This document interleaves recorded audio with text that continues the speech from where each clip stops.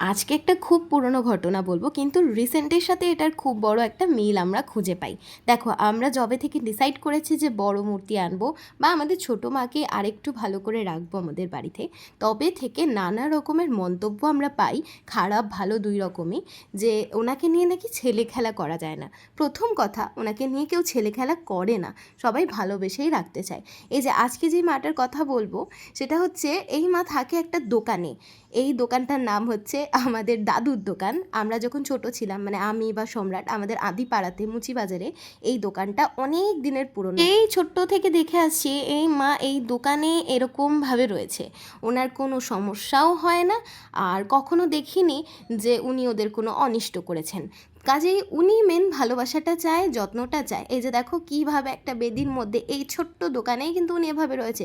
হামেশাই ওরা এই দোকানে ওনার সামনে থেকে যাতায়াত করছে।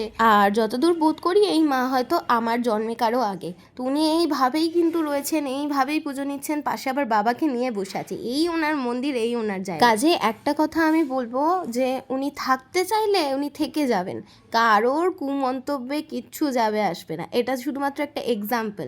তোমরা যারা আমাদের নিয়ে খারাপ মন্তব্য করছো বা আমাদের ছবি ভিডিও শেয়ার করে ভাবছো যে খুব মহান কোনো কাজ করে ফেলছো, তাদের উদ্দেশ্যে আমি বলি, আমাদের কিচ্ছু যায় না। আমরা জানি সোশ্যাল মিডিয়া প্ল্যাটফর্মে রয়েছি, এখানে আসলে নানা রকম কটু মন্তব্য করার লোক ভর্তি। তোমাদের কুমন্তব্যে যেমন আমাদের মায়েরও কোনো কিছু যায় আসে না, ঠিক সেরকমই আমাদেরও কোনো কিছু যায় আসে না।